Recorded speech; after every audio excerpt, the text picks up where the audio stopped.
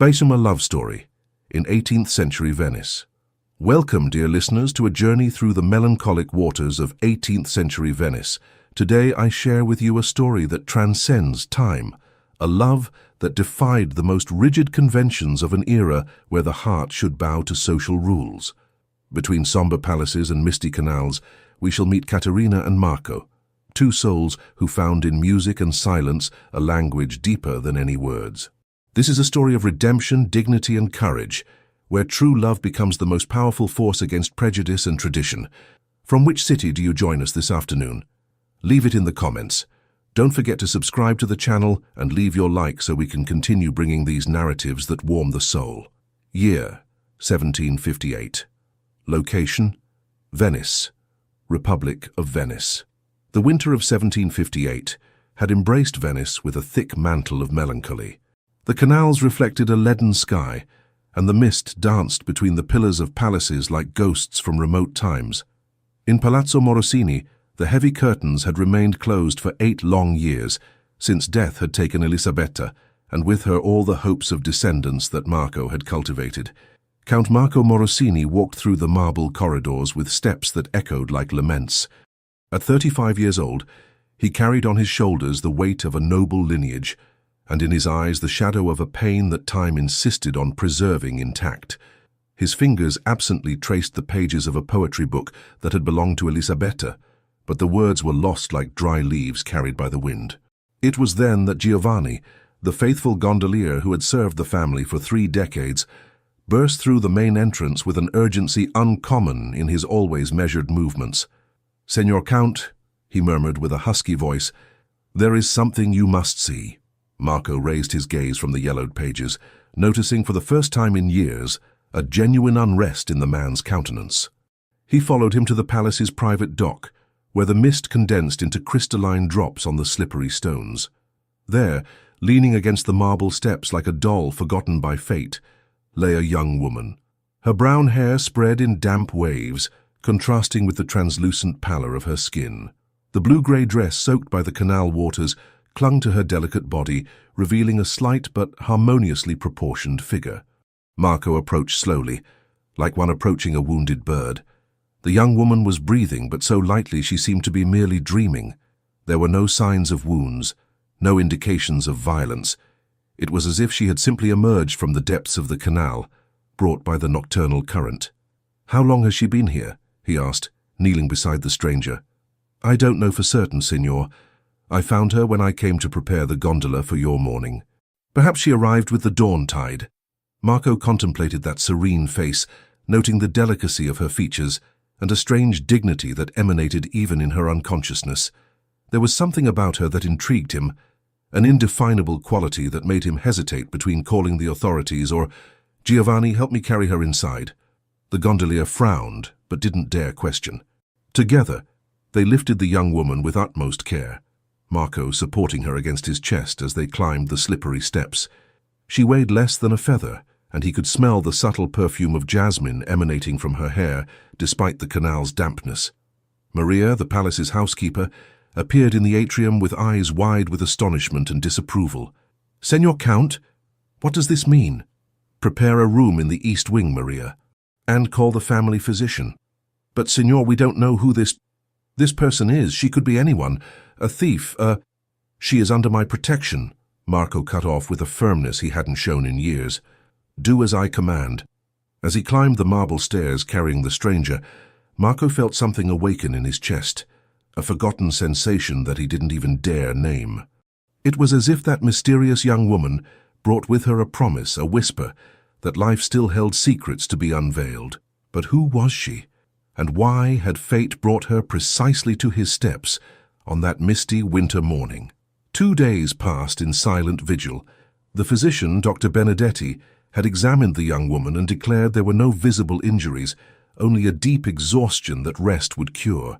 Marco had ordered Maria to provide the finest clothes she could find, and when the housekeeper grumbled about unnecessary expenses with strangers, he simply silenced her with a look. The room in the east wing, closed for so long, was prepared with care. Burgundy velvet curtains were opened for the first time in years, allowing the golden light of Venetian afternoon to pour over the jacaranda furniture. A crystal vase was filled with white roses from the palace's internal garden, and the gentle aroma perfumed the environment like a balm. Marco allowed himself brief visits, observing the young woman's measured breathing as she slept. There was a serenity in her face that intrigued him, not the empty placidity of unconsciousness, but a deep peace, as if she chose to remain in that intermediate state between dream and wakefulness. It was at evening of the second day that she finally opened her eyes. Marco had just entered the room carrying a book. He had thought of reading aloud, as he had heard this help the sick to awaken. She observed him in silence for long moments, her deep brown eyes revealing an intelligence that surprised him. Where am I?" Her voice was soft as silk, with a slight accent he couldn't identify. "You are safe," Marco replied, slowly approaching the chair beside the bed. "I am Marco Morosini, and this is my palace. You were found at my steps 2 days ago." She tried to sit up, and Marco instinctively moved forward to help her, adjusting the pillows behind her back. For an instant, their hands touched, and he felt an electric current run through his fingers. "I don't remember how I got here," she murmured, bringing a hand to her forehead. "I remember water, very cold, and distant voices. Don't force yourself to remember now. What matters is that you are well." Marco hesitated before continuing. "What is your name?" "Katerina," she replied after a pause, as if she needed to search for her own name in the depths of memory. "Katerina." She said nothing more, and Marco understood that for now that name would suffice. There was a natural reserve in her manner, an instinctive dignity that impressed him. She didn't beg for explanations, didn't show herself desperate or frightened. She simply waited with a composure that spoke of refined education. "You are free to leave when you feel ready," he said, "but if you wish, you may remain here as long as necessary." Katerina studied him with those penetrating eyes, and Marco had the strange sensation that she saw through his carefully constructed defenses. Why would you do this for a stranger? The question caught him off guard. Why indeed? "Perhaps," he said finally, "because it's been a long time since I found someone who needs help as much as I need to help."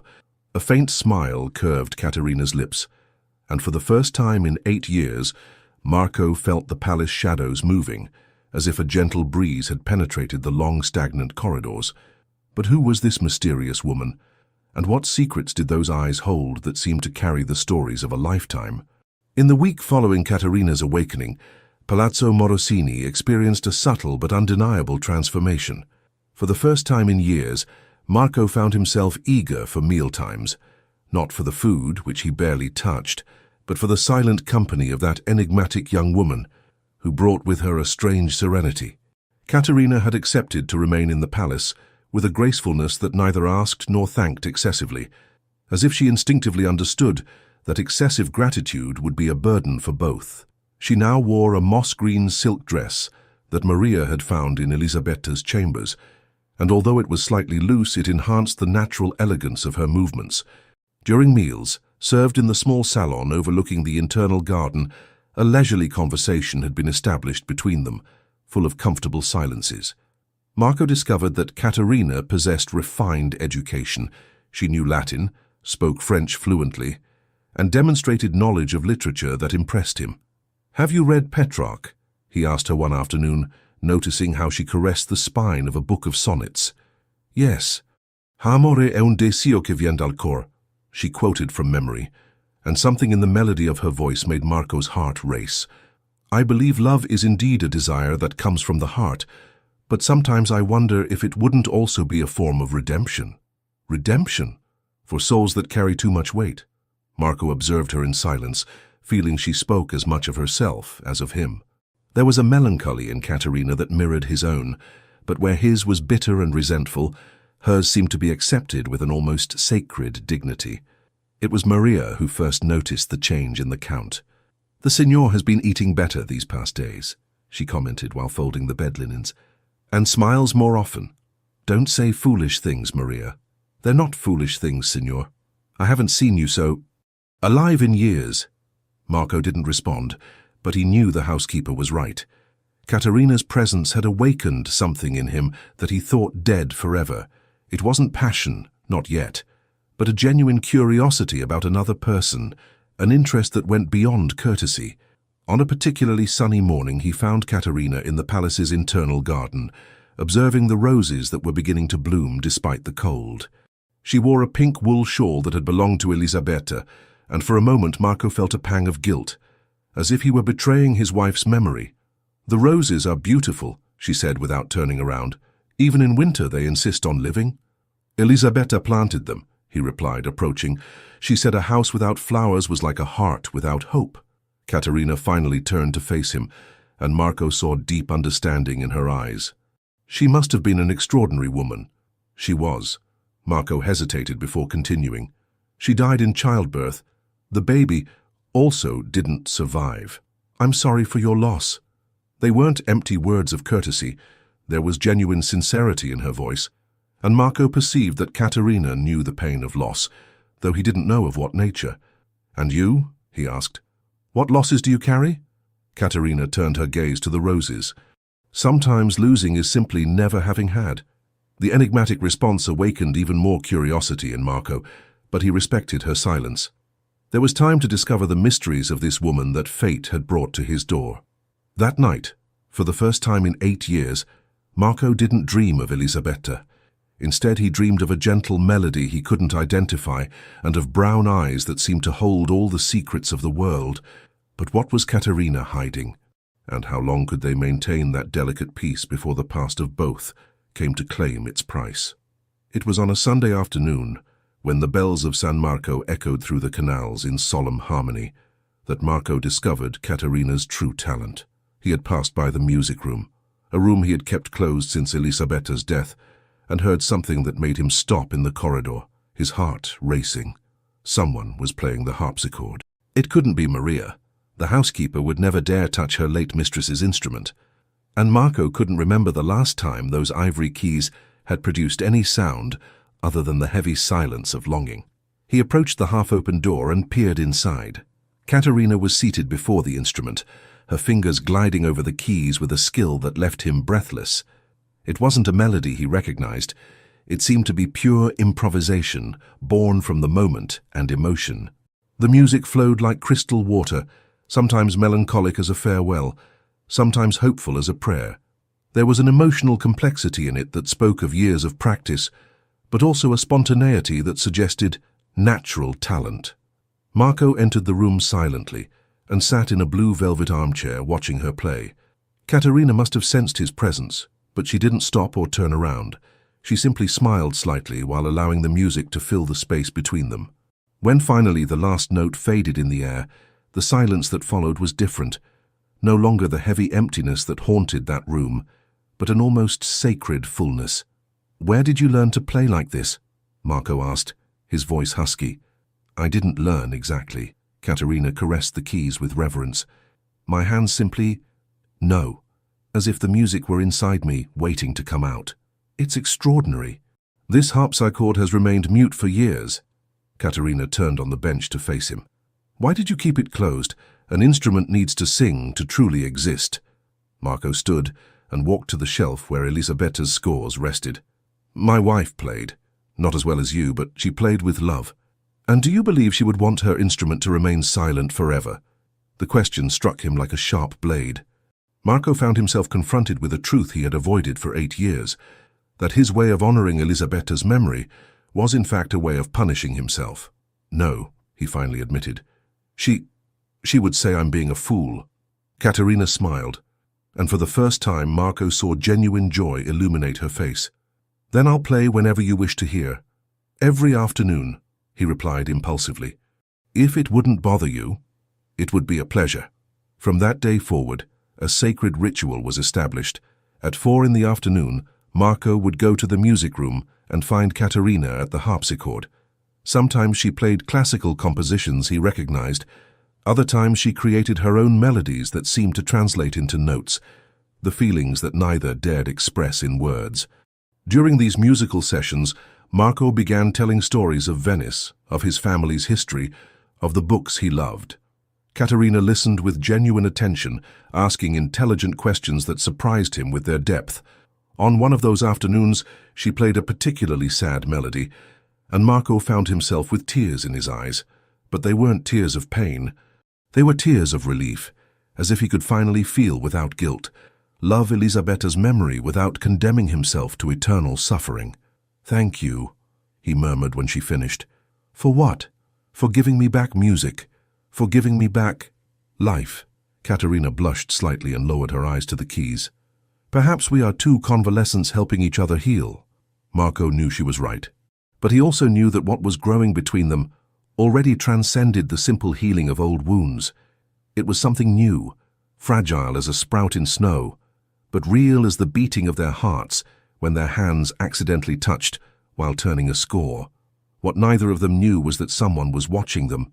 From the corridor, Maria listened to those melodies with a heavy heart, not from disapproval, but from maternal fear. For she knew the signs of a man in love, and she also knew the dangers that surrounded mysterious young women in ancient palaces.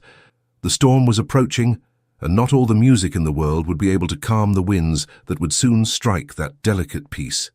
The first week of March brought with it not only the first timid signs of spring, but also the return of Donna Isabella Morosini from her season in Padua.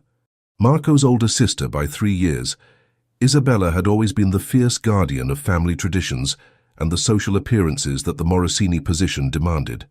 Marco heard the noise of carriage wheels in the internal courtyard with an apprehension he hadn't experienced since adolescence. He knew he would have to explain Caterina's presence, but he hadn't prepared a justification that could satisfy his sister's rigid sense of propriety. Isabella entered the palace like a contained tempest, her dark taffeta skirts whispering against the marble, while Maria and the other servants hurried to receive her. At 38 years old, she maintained the haughty beauty of the Morosini family, but her face had acquired hard lines that spoke of a life dedicated to control and vigilance. "Marco," she said dryly, kissing the air near her brother's cheeks, "I hope you have used my absence well to reflect on your situation." "Isabella, how was Padua?" "Productive. I spoke at length with Marquess Benedetti about his youngest daughter. She is 16, has an excellent education, and a considerable dowry. It would be a more than suitable union for— Isabella, we need to talk." Something in Marco's tone made her stop. She studied him with penetrating eyes, noticing for the first time in years a vitality in his expression that surprised her. "You are different," she observed suspiciously. "Less somber." "I have a guest." Isabella's eyebrows arched dangerously. "What kind of guest?" Before Marco could answer, Caterina descended the main staircase. She wore a light blue wool dress that enhanced the delicacy of her features, and her hair was arranged in a simple but elegant style. Upon seeing Isabella, she stopped and curtsied in a perfect reverence. "Donna Isabella," she said with a soft but firm voice. "I am Caterina. Your brother was kind enough to offer me shelter."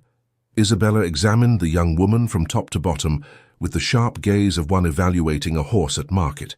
She noticed the quality of the clothes, the erect posture, the educated manner of speaking, but also the absence of jewelry, the lack of companions, the mysterious origin.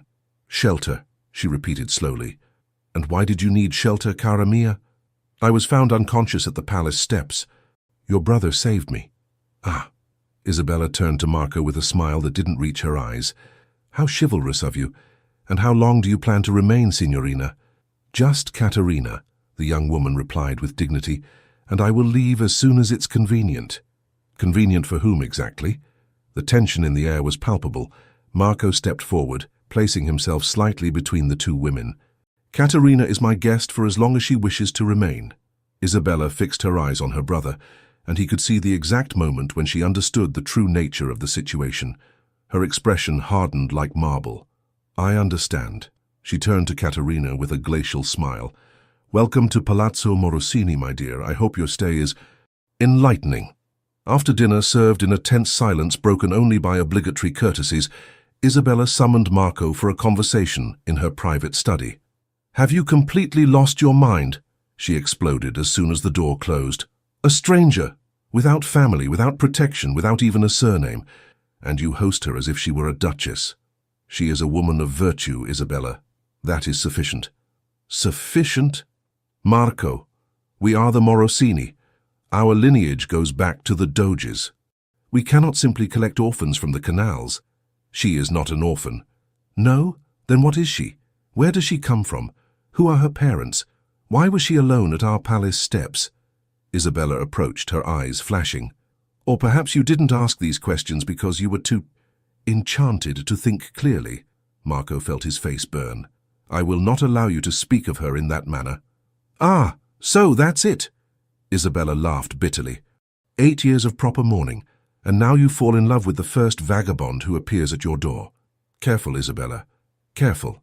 I should be careful. You are the one about to ruin our reputation for a sentimental whim. She is obviously an adventuress, Marco. A woman without a past, without position, who appeared here with some ulterior motive. You will leave for Rome tomorrow, Marco said coldly. I need time to reflect. Rome? Isabella stared at him incredulously. I'm not going anywhere, not while that creature is in our house. It's not a request, Isabella, it's an order. For the first time in years, Marco had used the tone of absolute authority that his position as head of the family conferred upon him. Isabella paled, understanding she had lost the first battle, but as she retired to her chambers, she was already planning the second. If Marco was blinded by passion, it was up to her to discover the truth about that mysterious Caterina, and she would discover it, whatever the cost. Despite Marco's order, Isabella remained in Venice, discreetly installing herself in a cousin's house near the Rialto. If she couldn't protect her brother from within the palace, she would do so from outside, and immediately began her investigations about the mysterious Caterina. Her first stop was the convent of Santa Croce, where Mother Superior Benedetta, a distant cousin of the family, regularly received daughters of Venetian nobility who had lost their way and needed spiritual guidance. No young woman has been admitted here in recent weeks, the nun informed after consulting her meticulous records, and there certainly hasn't been any escape. I maintain strict control over my pupils. Isabella also visited the other convents in the city, the charity houses, the hospitals, everywhere a helpless young woman might have sought shelter before appearing at Palazzo Morosini. In all of them, the answer was the same. No one knew any Caterina who matched the description. Meanwhile, at the palace, Marco and Caterina seemed oblivious to external machinations. Their musical afternoons had transformed into long evenings, where they conversed about literature, philosophy, and art. Marco discovered that Caterina possessed surprisingly deep knowledge of theology and ecclesiastical history, a fact that intrigued him, but which she always deflected when questioned directly. "Where did you study so much about the church?" he asked her one night, after she had quoted with precision the debates of the Council of Trent. "Books," she replied vaguely. "I always liked reading about power structures." That's an evasive answer to a simple question. Caterina smiled, but Marco noticed she avoided his gaze. Perhaps some questions don't have simple answers. It was then that Maria, who observed the growing intimacy between the two with maternal concern, decided to take her own measures. One morning when Caterina had gone out for a walk in the garden, the housekeeper went up to the young woman's chambers under the pretext of changing the bed linens. What she found left her deeply disturbed. Hidden between the mattress and the bed frame, there was a small diary bound in brown leather. Maria hesitated only a moment before opening it. Her loyalty to Marco superseded any scruples about privacy. The pages were written in elegant calligraphy, in Latin. Maria, who had learned the language with the nuns in her youth, managed to decipher some passages that made her pale. "Padre mio, who will never publicly recognize me, the shame of existing as living proof of your weakness. The convent that was my prison and my education, escape before they force me to perpetual vows." Maria closed the diary with trembling hands. If her suspicions were correct, Caterina was the illegitimate daughter of a cleric, which would explain both her refined education and her mysterious past. But it also meant that any relationship with Marco would be a monumental scandal. Meanwhile, Isabella had finally gotten a clue. An older gondolier who worked near the convent of San Zaccaria remembered a young woman he had seen a few weeks before. She seemed distressed, constantly looked over her shoulder, and carried only a small bundle of belongings. "She was beautiful," the man said, "but had in her eyes that look of someone fleeing from something. She asked about passage to Rome, but when she learned the price, she simply walked away." Isabella felt she was getting close to the truth. A young woman fleeing without money, trying to reach Rome, possibly to avoid an embarrassing situation or an arranged marriage, or something worse.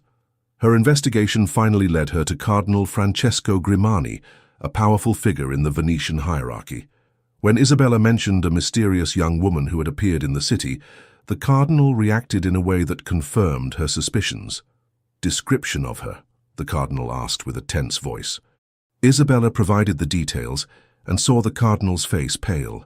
"If the woman you describe is who I think she is," he said slowly, "your brother is in grave danger, both spiritual and social." "What do you speak of, Eminence?"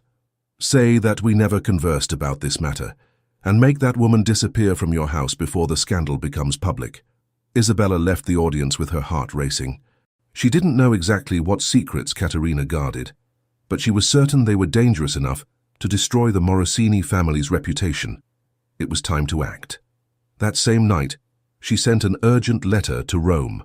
If her suspicions were correct, she would soon receive the confirmation she needed to save Marco from himself. But while the puzzle pieces fell into place in the shadows, at Palazzo Morosini, a love was growing that would soon be tested in the cruelest possible way. The invitation arrived on a golden morning in late March, brought by a messenger in golden livery. Marquess Dandolo, an old friend of the Morosini family, invited Marco to the traditional masquerade ball that marked the winter solstice at his villa on the Lido. Marco held the ornate invitation with contradictory feelings. For years he had refused all social invitations, preferring the palace's isolation to the futilities of Venetian high society. But now— "Will you go?" asked Caterina, entering the library where he examined the golden parchment. "I don't usually attend social events." "But would you like to go?" Marco hesitated. The truth was that yes, he would like to show Caterina to the world, to dance with her under the light of 1,000 candles, to see her shine among the flower of Venetian aristocracy, but he also knew the risks. "If you go," Caterina said softly, "I would like to accompany you." "Caterina." "It would be a public exposure. There would be questions, stares, suspicions. And would that embarrass you?" "No," he replied immediately. "I would never be embarrassed by your company." "But you— it could be uncomfortable." Caterina smiled with a confidence that surprised him. "I learned to endure suspicious looks from a very young age, and a night of masks seems appropriate for people like us, who guard our own mysteries." Marco accepted the invitation. Maria, when she learned of the decision, panicked. "Senor Count, you cannot do this. We don't know what this young woman is. What if someone recognizes her? What if—" "Maria," Marco cut off firmly, "provide the most beautiful dress you can find for Senorita Caterina, and not another word about the matter." The night of the ball arrived wrapped in an aura of autumnal magic. Marco waited in the main salon, impeccable in his black velvet coat and worked silver mask that covered the upper half of his face. When Caterina descended the main staircase, he felt the world stop.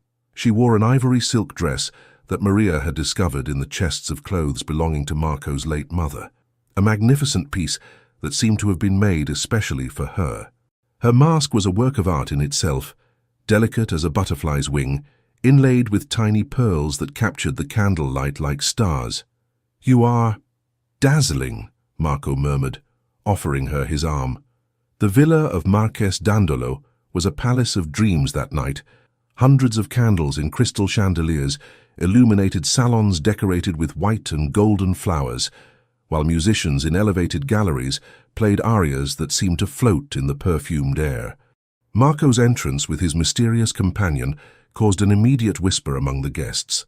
For years, the widowed count hadn't appeared at social events, and his presence with an unknown young woman instantly fed the rumors. "Chi è lei?" the ladies asked each other, observing Caterina from behind their elaborate masks. "È bellissima," the men admitted, noting the gracefulness with which she moved through the salon. Marco introduced Caterina simply as a dear friend of the family, a vague description that only intensified the general curiosity. But Caterina conducted herself with such natural elegance that even the most rigorous matrons of Venetian society found themselves obliged to admire her bearing. The first dance was a formal minuet, executed with the precision of a ritual. Marco guided Caterina through the complicated steps, marveling at the naturalness with which she followed, even the most complex sequences. "Where did you learn to dance like this?" he whispered, during a pause in the music. "In the same place I learned everything else," she replied enigmatically. "In books and observation." But it was during the second dance, a more intimate waltz, that something fundamental changed between them. With Marco's hand at her waist and their fingers intertwined, Katerina felt herself floating. The music, the lights, the perfume of flowers, everything conspired to create a moment of perfection, suspended in time. "Katerina," Marco murmured, his eyes meeting hers through the masks. "There is something I must tell you." "Here? Now? I cannot wait any longer." He led her to the balcony overlooking the villa's gardens. The night was clear, and the full moon reflected in the calm waters of the lagoon. The perfume of night jasmine enveloped them like a balm. "Katerina," Marco began, removing his mask so she could see his eyes, "since you came into my life, I feel as if I have awakened from a long sleep. You have brought music where there was silence, light where there were shadows." Katerina lowered her eyes, also removing her mask with slightly trembling hands. "Marco, let me finish." He took her hands in his. "I know you guard secrets. I know there are things in your past you prefer not to reveal, but I don't care. What matters is what I feel when I look at you, when I hear your voice, when—" "You don't know what you're saying," she interrupted, but her voice came out husky. "I know exactly what I'm saying. I love you, Katerina, deeply, completely, irrevocably." Tears shone in her eyes like diamonds in the moonlight. "And I love you too," she whispered, "more than I ever thought it possible to love someone." When they kissed, it was as if all the music in the world condensed into that unique moment. A tender kiss, full of promises and hopes, but also tinged with the melancholy of those who know that true love rarely comes without a price. From the salon, observing through the glass, a masked figure took note of each gesture, each whispered word. Isabella had managed to enter the ball without invitation, and now had the visual confirmation she needed. Her brother was hopelessly in love, and that made the situation infinitely more dangerous. The next morning, a letter would arrive from Rome that would change everything. But for now, on that balcony perfumed by jasmine, Marco and Katerina lived a moment of absolute happiness, not knowing it was also the last before the storm. To us, the return from the ball was wrapped in a silent happiness that hovered over the gondola like a blessing. Marco and Katerina didn't speak during the crossing of the nocturnal canals. The words exchanged on the balcony still reverberated between them like echoes of sacred music, and both feared that speaking might break the spell of that perfect moment. Giovanni, the gondolier, noticed the change in atmosphere. After years of conducting a melancholic and silent master, he now recognized the unmistakable signs of a man transformed by love. He smiled discreetly while guiding the vessel through the mirrored canals, thinking that perhaps the saints had finally heard his prayers for the young count's well-being. At the palace, Maria awaited them with a worried expression that Marco attributed only to the housekeeper's maternal zeal.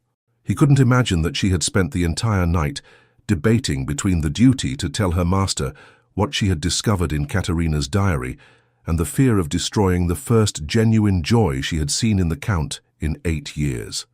"How was the ball, Senor?" she asked, helping them remove their coats.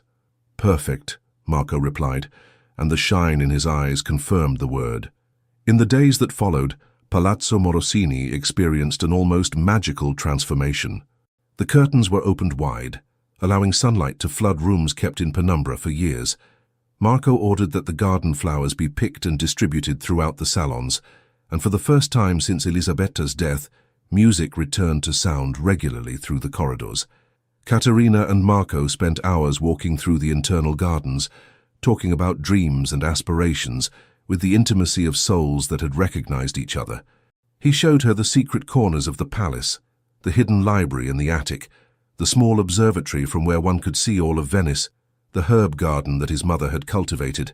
"When I was a child," he told her one sunny afternoon, "I used to escape to that observatory and imagine I was a navigator exploring unknown lands." "And what lands did you discover in your imaginary travels? Places where people could be happy simply being who they are, without having to conform to others' expectations." Katerina smiled sadly. "What a wonderful world that would be. Perhaps we can create it, Marco said, taking her hands. Here, in this palace. A small kingdom where only love matters. It was a beautiful fantasy, and both allowed themselves to believe in it for a few precious days. Marco began speaking vaguely about marriage, about the future they could build together. Katerina listened with her heart torn between joy and despair, knowing there were secrets she still didn't have the courage to reveal. It was on an April morning that reality came knocking at the door again. Katerina awakened with a strange sense of foreboding, as if the very air was charged with invisible threats. She went down for breakfast and found Marco reading a letter, his face pale as marble. "What happened?" she asked, sitting beside him. Marco raised his eyes, and she saw in them a mixture of pain and determination that frightened her. "Isabella discovered something about you," he said calmly. She knows who you are." Caterina's blood froze in her veins. "What does she know?" "That you are Cardinal Grimani's daughter."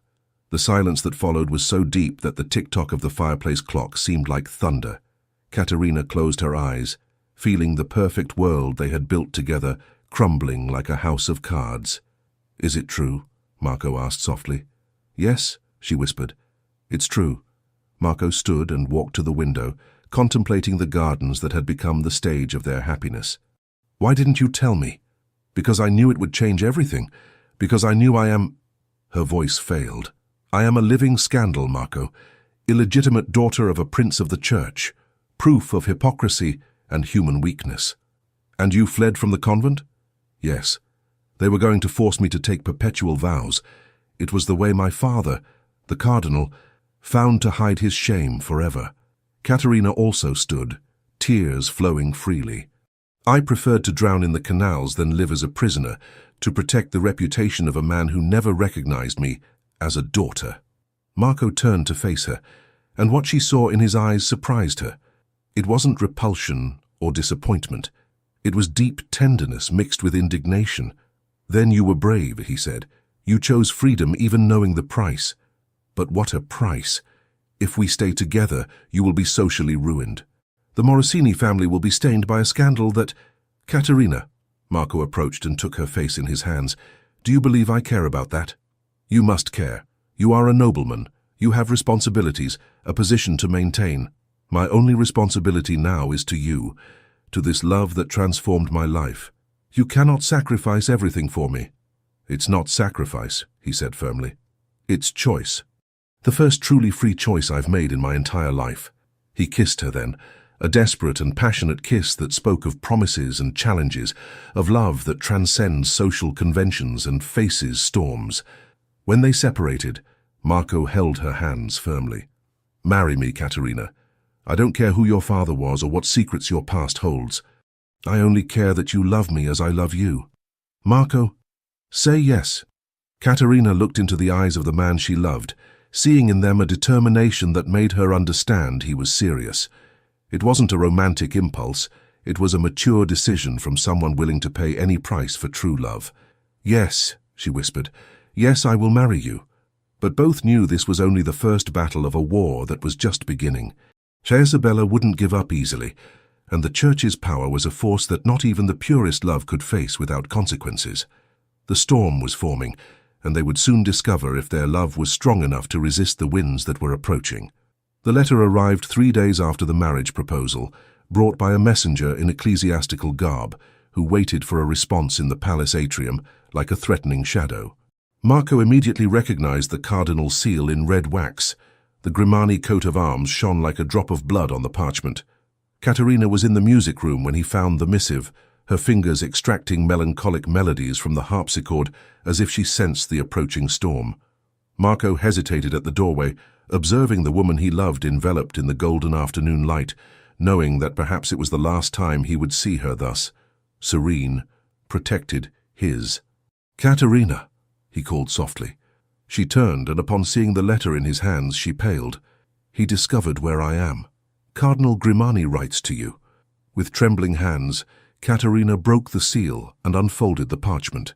She read in silence, her face crossed by waves of emotions, surprise, anger, sadness, and finally a cold resolution that Marco had never seen before.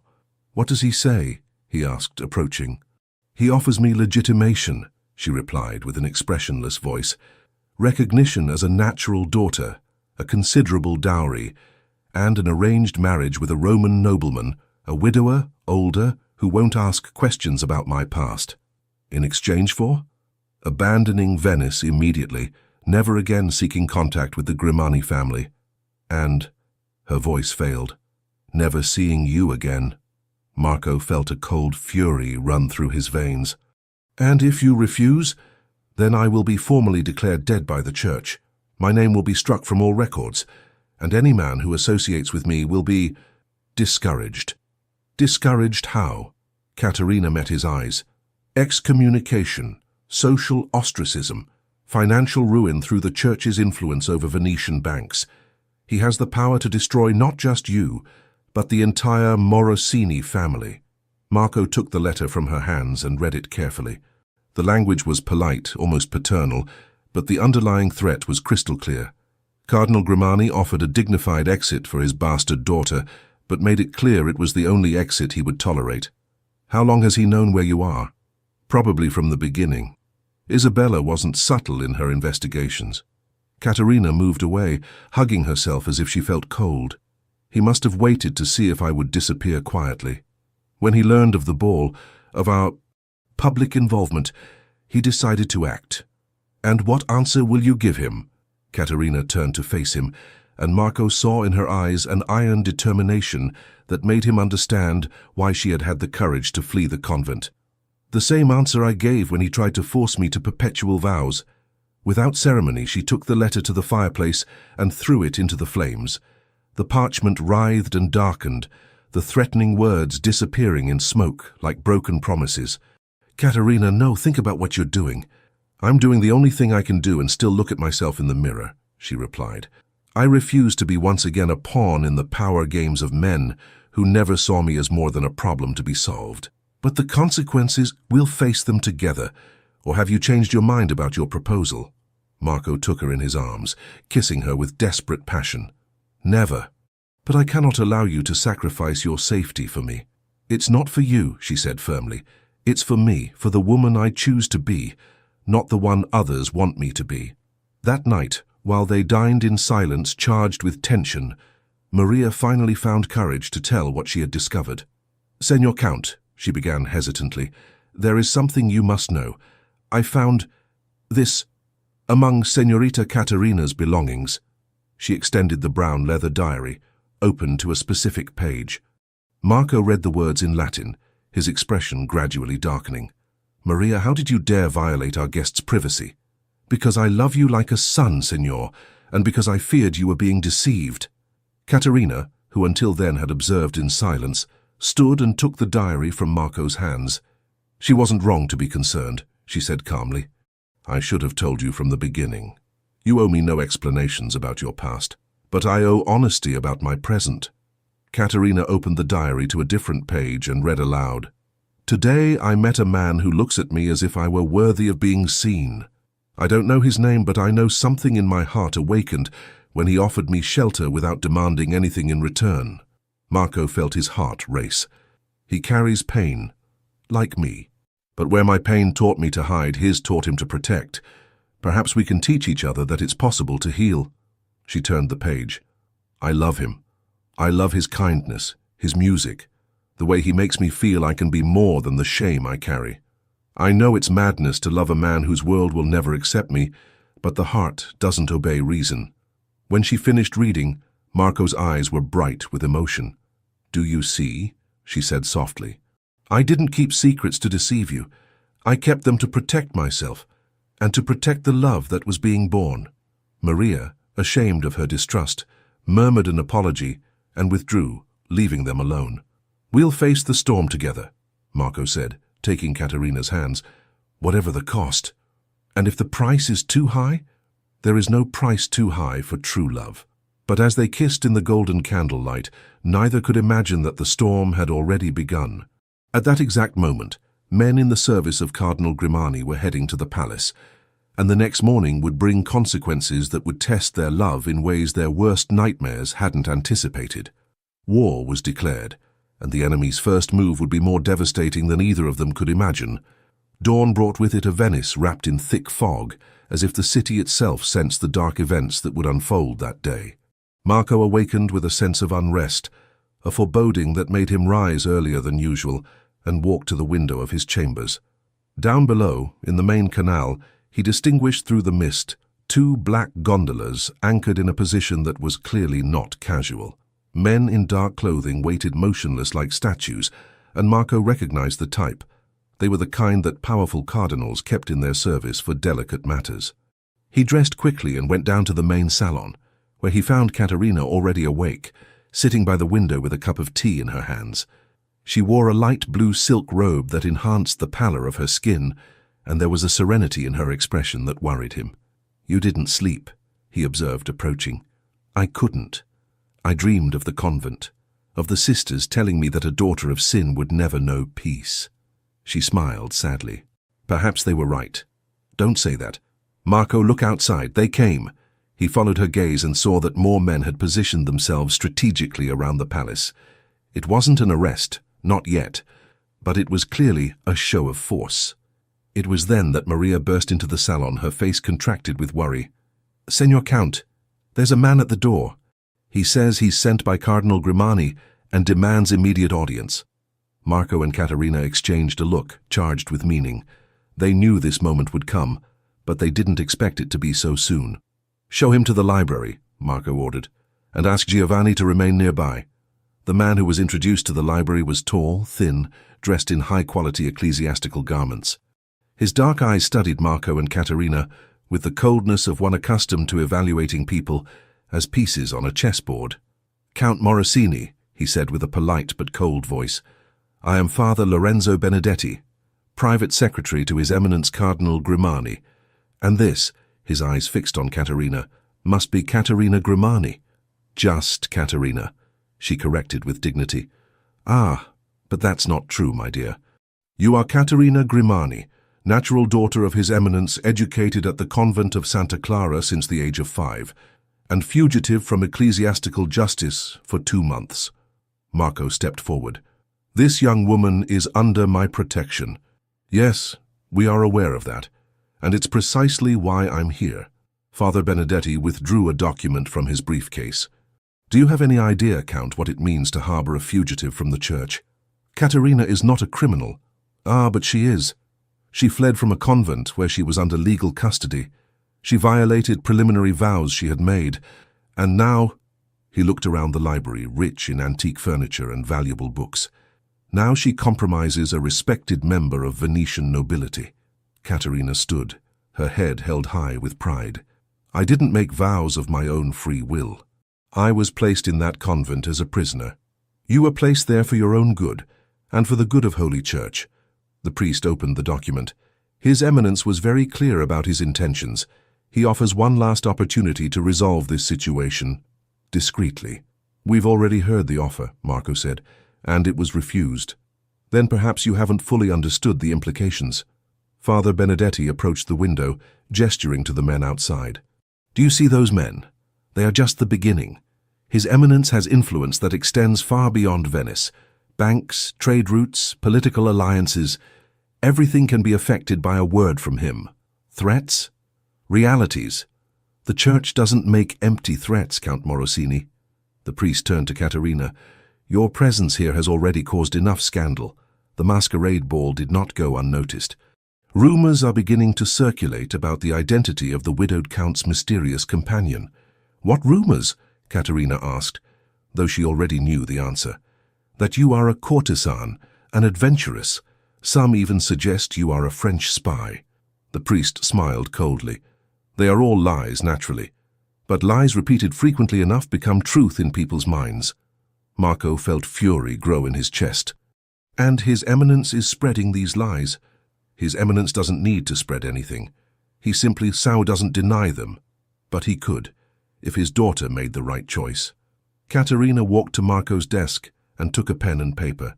"Then convey this message to my father," she said, writing quickly. "Tell him I prefer to be called a courtesan by ignorant men than to be called daughter by a man who never loved me." She extended the paper to the priest, who read and paled. "You don't know what you're doing, foolish child." I know exactly what I'm doing. I'm choosing my own life for the first time." Father Benedetti put away the paper and headed for the door. His Eminence will be disappointed, but not surprised. He always said bastard blood was impure, inclined to rebellion. After his departure, Marco and Caterina remained in silence for long moments. They knew they had crossed a line from which there was no return.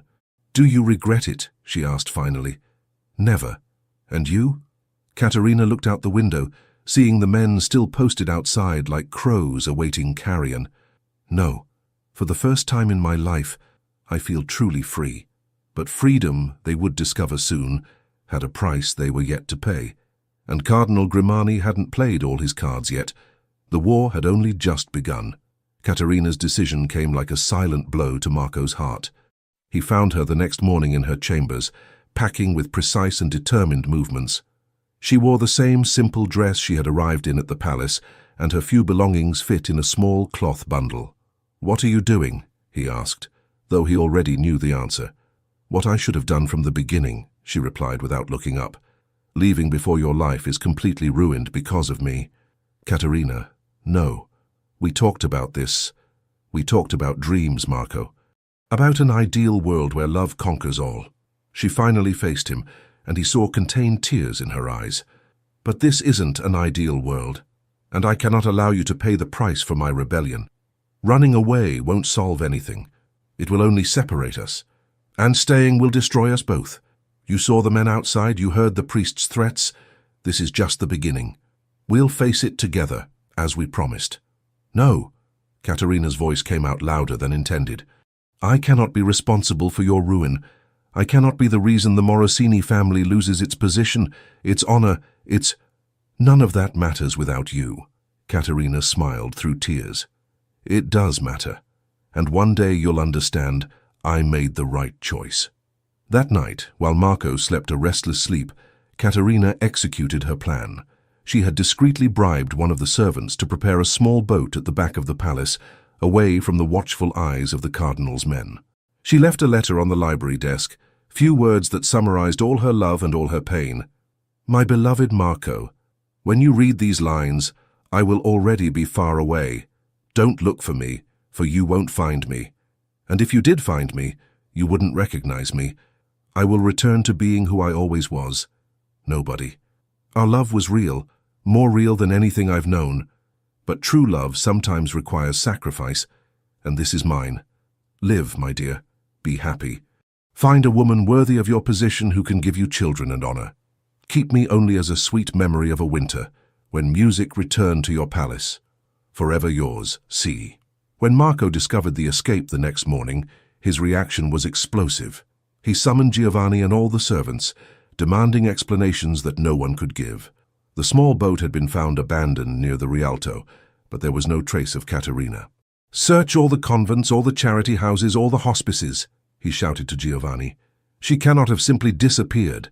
For 3 days, Marco roamed Venice like a madman. He visited every place where a young woman alone might seek shelter, questioned gondoliers, merchants, anyone who might have seen Caterina. But it was as if she had dissolved into the canal mists. Isabella, who had returned to the palace upon learning of the escape, watched her brother's despair with a mixture of satisfaction and guilt.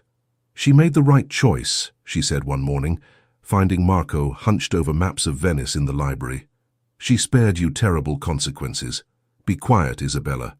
Marco, be reasonable. The girl was impossible from the beginning. Bastard daughter of a cardinal. What future could you have had with her?" Marco turned to his sister with eyes flashing with fury. "A future of happiness. Something you would never understand." It was then that Maria came running in, her face contracted with urgency. "Signor Count, Giovanni has returned from Murano. He found her." Marco felt his heart race. "Where? How is she?" "Sick, signor. Very sick." Without waiting for more explanations, Marco ran to the dock where Giovanni awaited him with the gondola prepared. The crossing to Murano had never seemed so long. Each stroke of the gondolier was an eternity.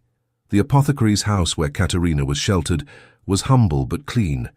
An elderly woman received them at the door, her face marked with concern. "She arrived here 2 days ago," she explained. "She fainted at my door." She has a high fever, and delirious a lot. Marco ran up the narrow stairs to the small room where Katerina lay. What he saw made him stagger. She was pale as death, her lips parched, breathing with difficulty. In her delirium, she murmured his name between prayers in Latin. "Katerina," he whispered, kneeling beside the narrow bed. She opened her eyes with effort, and when she recognized him, she smiled weakly. "You came," she murmured. I said not to look for me. How could I not come? You are my life. Am I dying? No, I won't allow it."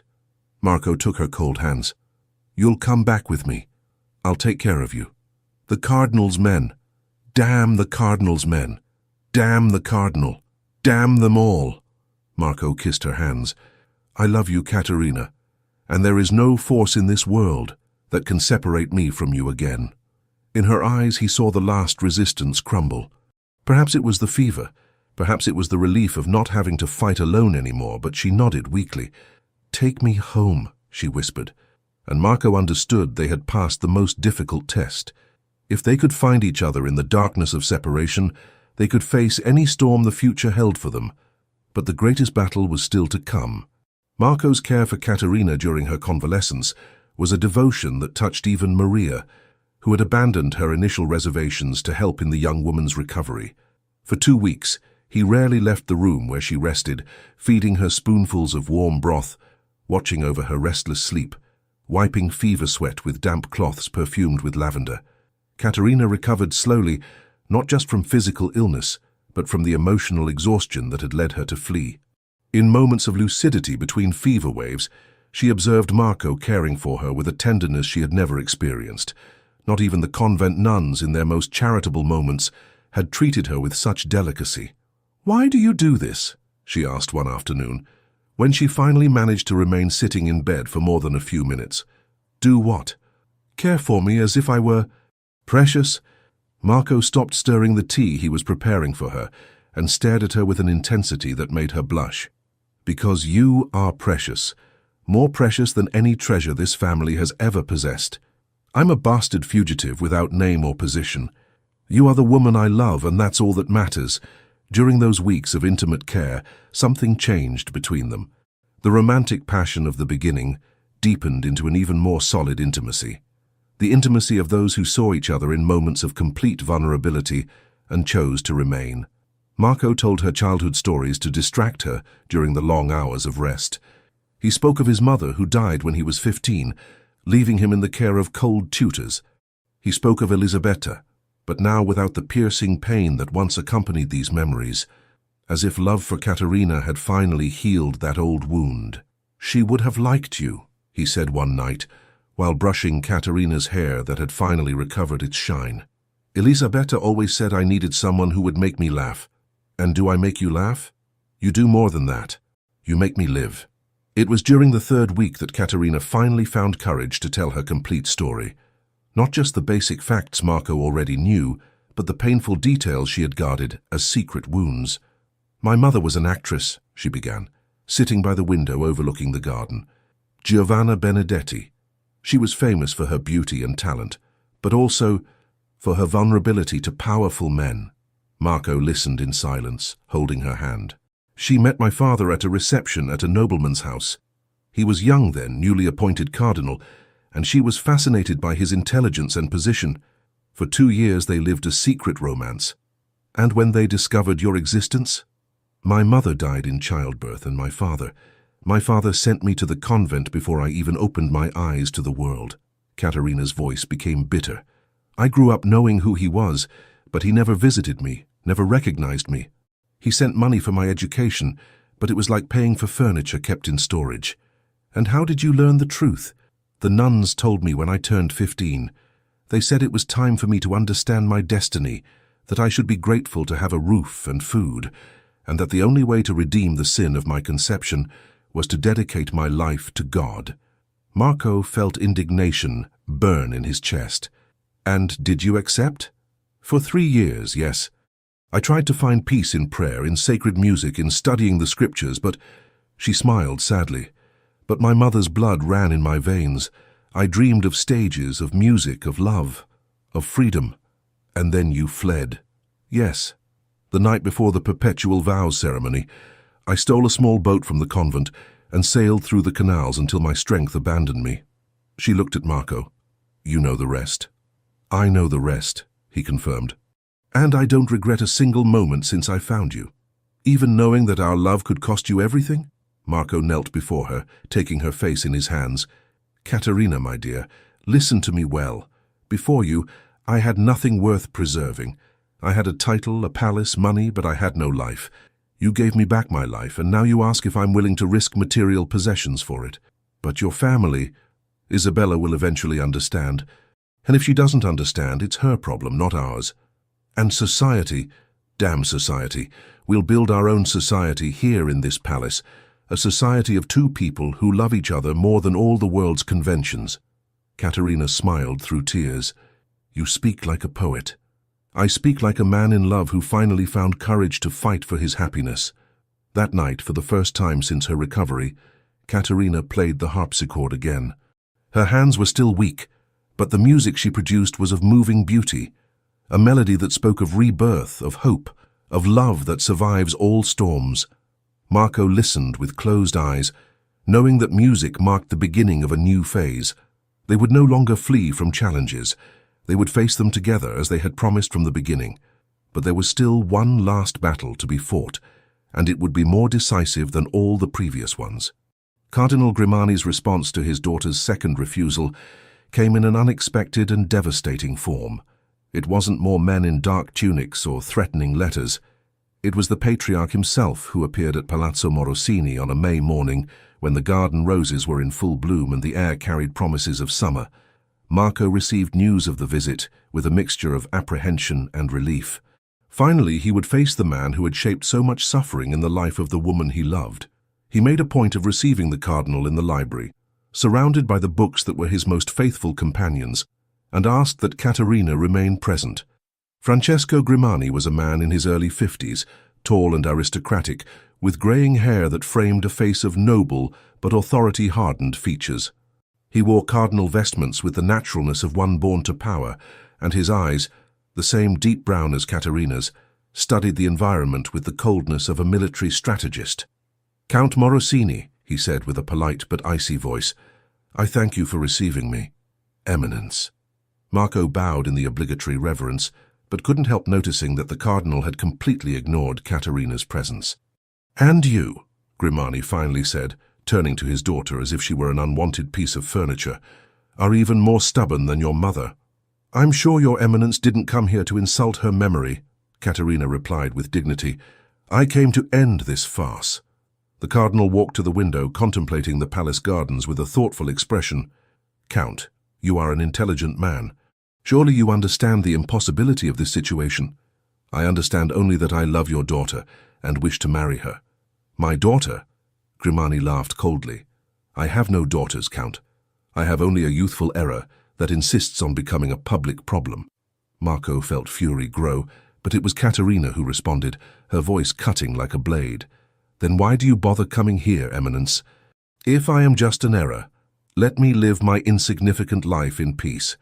Because your life ceased to be insignificant the moment you decided to compromise a member of Venetian nobility. Grimani turned to Marco. Do you have any idea of the scandal you're causing? The rumors running through the city? What rumors? That the respectable Count Morosini has completely lost his mind over an adventuress. That he's being played by an experienced courtesan who posed as a maiden in distress. The cardinal smiled cruelly. It's impressive how well-planted lies grow like weeds. You spread these lies, Marco accused. I simply didn't deny them. And now, I have a final proposal. Grimani withdrew a document from his briefcase and placed it on Marco's desk. A marriage contract for this young woman, with Don Alessandro Di Marco, Roman nobleman, widower, with 3 children. He's willing to accept the dowry I offer and ask no questions about the past. In exchange, she disappears from Venice forever. And if I refuse, Katerina asked, then Count Morosini will be excommunicated. His family will be banned from all important social events. His business will be systematically sabotaged through the influence I exert over the banks that finance Venetian commerce. Grimani enumerated each consequence with the precision of someone accustomed to destroying lives. In 2 years he will be a social and financial pariah. And do you believe this will make me change my mind? Marco asked. I believe a woman who truly loves a man won't allow his destruction. Marco saw Caterina pale beside him and understood the diabolic efficiency of the cardinal's strategy. He wasn't trying to convince Marco, he was trying to convince Caterina that love meant sacrifice. You have 1 hour to decide, Grimani said, heading for the door. After that, the consequences become irreversible. After the cardinal left, the silence in the library was almost tangible. Caterina paced back and forth like a caged beast, fists clenched, eyes shining with tears of fury. He will never give up, she said finally. He will never leave me in peace. Then we won't give him that option, Marco replied with a calm that surprised her. What do you mean? Marco went to the desk and began writing quickly. What are you doing? Forcing him to play all his cards. If he wants a public scandal, then he'll have one. But it will be the kind he never expected. He finished writing and rang the bell to call Maria. Take this message immediately to Marquess Dandolo. Ask him to spread it throughout Venetian society. Maria read the message and widened her eyes. Signor, are you certain? Absolutely. After Maria left, Caterina asked, What did you write? Marco smiled, a fierce smile she had never seen before. An invitation to our wedding. Public, official, at the Church of San Giacomo, 3 days from now. Marco, he will destroy you. He'll try. But there's something His Eminence forgot to consider. What? That I also have friends, and that some scandals are so big they become respectable. Caterina stared at him with a mixture of terror and admiration. You're betting everything on a single play. No, Marco corrected, taking her in his arms. I'm betting everything on us. And when they kissed, it was with the desperate passion of 2 people who knew that in 3 days they would discover if love could truly conquer all the world's conventions. The Church of San Giacomo had never been the scene of such a controversial event. In the 3 days preceding the wedding, all of Venice seethed with rumors and speculations. Some condemned Marco as a madman who had destroyed a noble lineage for caprice. Others saw romance in a cynical age. But everyone, absolutely everyone, wanted to see how the story would end. Marquess Dandolo, faithful friend of the Morosini family, had publicly supported Marco, lending his considerable influence to legitimize the event. True love, he had declared in his social correspondence, is so rare in these times that we must celebrate it wherever we find it. On the wedding morning, Caterina awoke at Palazzo Morosini, as she had awakened so many other mornings since her arrival. But knowing it would be the last time she would wake as Caterina without a surname, Maria had prepared Elisabetta's wedding dress, carefully altered to fit Caterina's more delicate body. Signora Elisabetta would be happy, Maria murmured while adjusting the lace veil that had belonged to Marco's first wife. She always said this dress should bring joy, not sadness. Marco waited nervously in the main salon when Isabella made her unexpected appearance. She had remained absent during the preparations, and he expected her to completely boycott the ceremony. I came to give you this, she said coldly, extending a small velvet box. Inside was the Morosini family ring, an emerald surrounded by diamonds that had belonged to their mother. Isabella, don't say anything. I still think you're making the biggest mistake of your life, but you are my brother, and I cannot abandon you completely. She hesitated before continuing. She is stronger than I imagined. Perhaps she's strong enough to face what lies ahead. The procession to the church was a spectacle in itself. Marco and Caterina walked side by side through the streets of Venice, followed by a small crowd of supporters and curious onlookers. Some shouted blessings, others whispered curses, but they kept their eyes fixed on each other as if they were the only 2 people in the world. The Church of San Giacomo was packed beyond capacity. Noble families who would never miss such a spectacle occupied the front pews, while common citizens crowded in the back and side galleries. Cardinal Grimani was conspicuously absent, an absence that spoke louder than his presence could have spoken.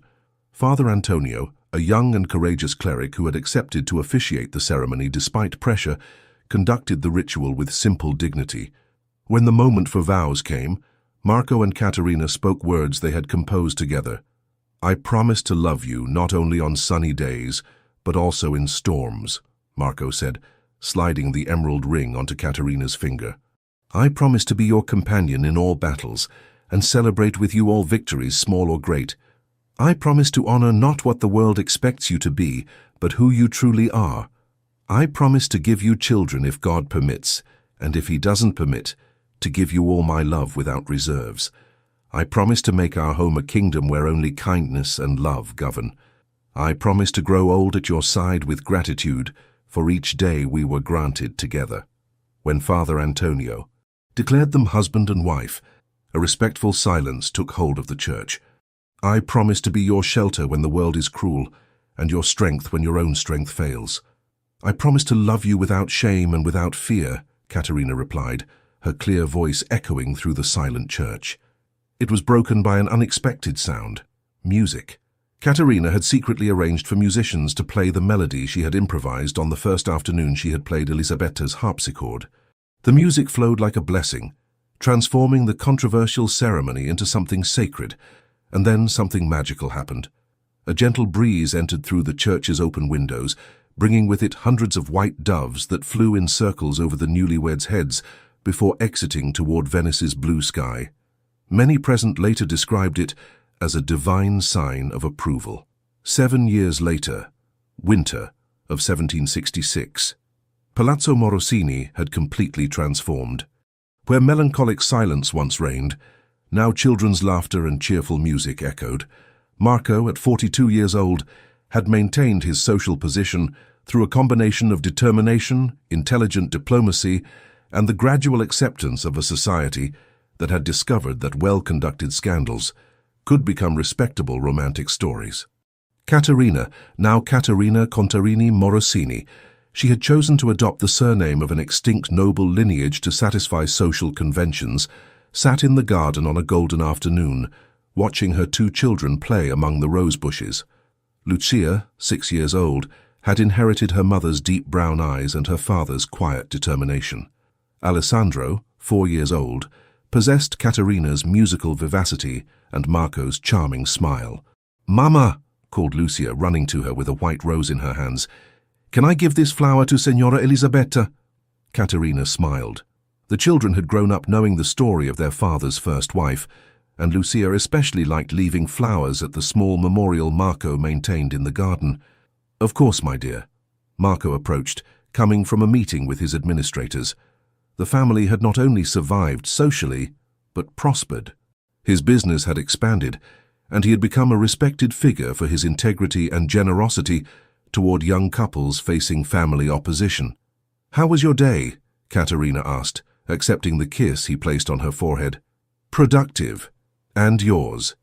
Alessandro played his first complete melody on the harpsichord, and Lucia wrote a letter to Grandmother Isabella asking to visit them in Padua in the summer. Marco smiled. Isabella had finally reconciled with the family 2 years before, after Alessandro's birth. The child had melted her cold heart, and she was now a devoted grandmother, though she still occasionally grumbled about the consequences of imprudent marriages.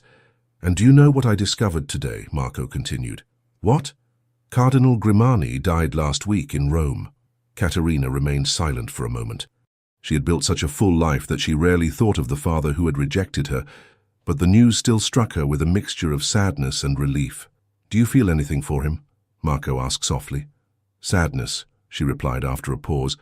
"Not for the loss of a father. He was never that to me, but for the loss of a possibility that never existed. For the child who once dreamed he would come looking for her at the convent." Marco took her hand. "He lost more than you. He lost the chance to know an extraordinary daughter, to have grandchildren who would have loved him, to discover that true love is more powerful than any position or power." That night, after the children went to bed, Marco and Caterina walked to the church of San Giacomo, as they did every year on their wedding anniversary. The church was silent, illuminated only by votive candles that flickered like terrestrial stars. 7 years, Caterina murmured, kneeling in the same place where they had exchanged vows.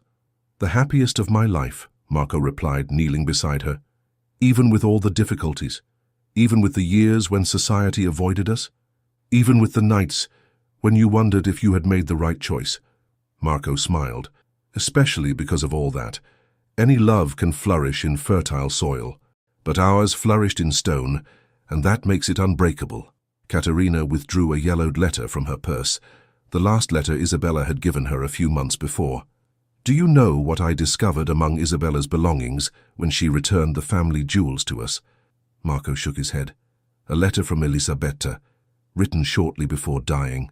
Caterina unfolded the paper delicately. She writes, "If something happens to me, I hope Marco finds love again. Not a love that replaces ours, but a love that completes him in ways I never could. May he find a woman brave enough to face the world at his side, and wise enough to teach our children that true love is worth any battle." Marco felt tears shine in his eyes. She knew. She knew there would be an after, and she gave us her blessing before we even met. They remained kneeling in silence, not exactly praying, but sending gratitude to the universe for all the impossible coincidences that had brought them together. Caterina's escape on the exact night, the tide that brought her to the palace steps, Marco's decision not to call the authorities. When they left the church, the night was crystalline. Venice stretched around them like a dream of marble and water, its canals reflecting the full moon in 1,000 brilliant fragments. "Marco," Caterina said when they reached the bridge that led back to the palace, "there's something I never told you." "What?" "That first night when I woke up and saw you beside my bed, I immediately knew I was home. Not in the palace, not in Venice, but home, with you." "And I knew," he replied, "that all the years of solitude had been just preparation for finding you." From the palace came the gentle sounds of domestic life. Maria preparing breakfast for the next day, Giovanni checking the locks, the wind making the curtains dance in the children's rooms. "We built something beautiful," Caterina observed. "We did," Marco agreed. "A family that chose to love each other beyond all conventions. Children who will grow up knowing that true love exists and is worth fighting for. A home where music will never again be silenced." As they walked back to the palace, Giovanni awaited them at the entrance with a paternal smile. The old gondolier had become almost a grandfather to the children, and his stories of canal adventures were the favorite entertainment on rainy afternoons. "How was the walk, signores?" "Perfect," Caterina replied. "Like all our walks." "And tomorrow?"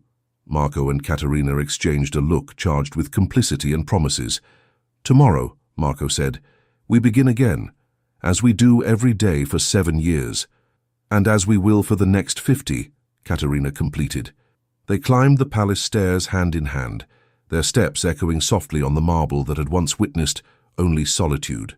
Now it was witness to love, not just the romantic love that had united them, but the family love they had built day after day, choice after choice. At the top of the stairway, Marco turned to take one last look at the main salon. There was the harpsichord where Caterina had played for the first time, now always open, always ready for music. There were the family portraits, including a new one, painted the previous year, showing the 4 of them together in the rose garden. And there on a corner table was Caterina's original diary, now transformed into a family memory book, where she recorded important milestones. The children's first steps, their first words, the small victories and joys that form a happy life. "Do you know what's the best part of our story?" Caterina asked when they reached their chambers. "What?" "That it doesn't end. That tomorrow there will be a new chapter, and the day after tomorrow another, and each one will be a new opportunity to choose to love each other." Marco kissed her, a gentle kiss like the ones they exchanged every day, but charged with all the passion and tenderness that 7 years of marriage had only deepened. "Forever," he murmured against her lips. "Forever," she repeated. And when the candles went out that night at Palazzo Morosini, they didn't bring darkness. They brought only the kind of peace known only to those who had the courage to fight for true love, and discovered that, in the end, love always wins. Because some stories don't end with, "they lived happily ever after." They end with the promise that they will continue to be happy, day after day, for eternity. Somewhere in nocturnal Venice, the canal waters whispered the same melody they had sung the night they brought Caterina to the palace steps. It was a song about destiny, about love that finds its way through all storms, about 2 hearts that recognized each other and chose never to separate again. And in the years that would follow, When other young couples faced the world's opposition for loving beyond conventions, they would hear the story of Marco and Caterina whispered by the winds that blow over Venice's waters, a story that proves true love not only exists but always finds a way to triumph, always.